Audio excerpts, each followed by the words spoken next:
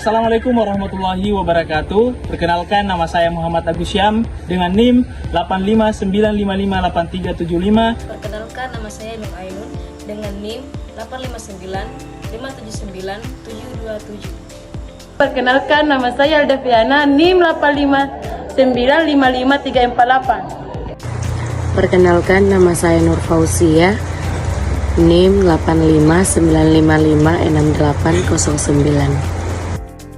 Baik, adapun alat dan bahan yang digunakan, yang pertama ada alat tulis, yang kedua tabel pengamatan, dan yang terakhir adalah alam sekitar. Yang pertama, kucing. Kucing merupakan makhluk hidup yang dapat bergerak aktif, seperti berjalan dan berlari. Kucing juga bereaksi terhadap rangsang, misalnya saat dipanggil atau melihat makanan.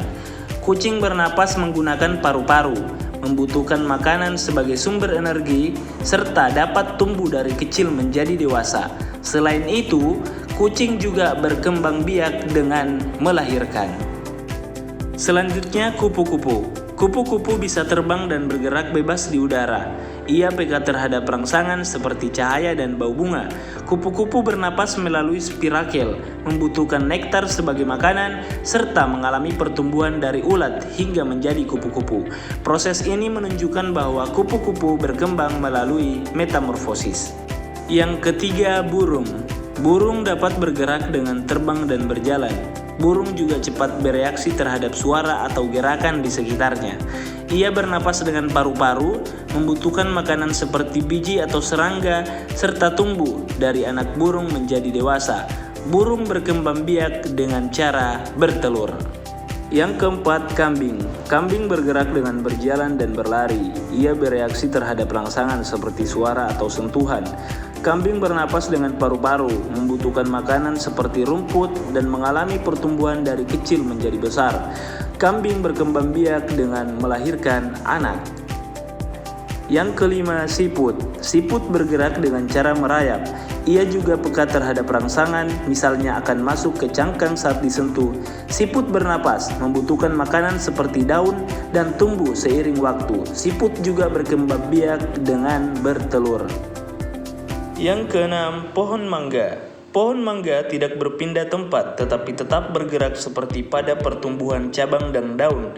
Pohon ini bereaksi terhadap rangsang seperti cahaya matahari.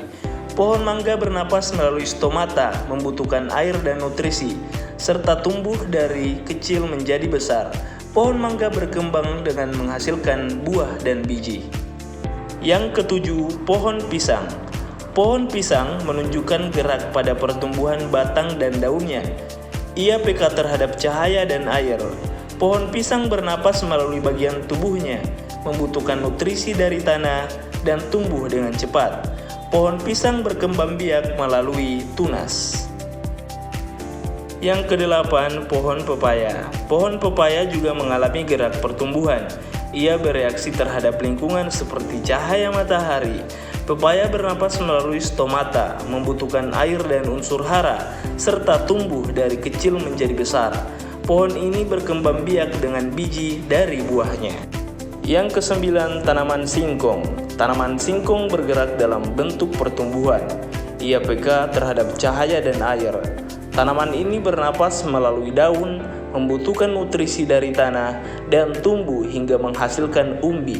Singkong berkembang biak dengan stek batang. Dan yang ke-10, tanaman putri malu. Tanaman putri malu memiliki ciri khas, yaitu daunnya menutup saat disentuh, menunjukkan reaksi terhadap rangsang. Ia juga mengalami gerak pertumbuhan. Tanaman ini bernapas, membutuhkan air dan nutrisi, serta tumbuh dari kecil menjadi besar. Putri malu berkembang biak dengan biji.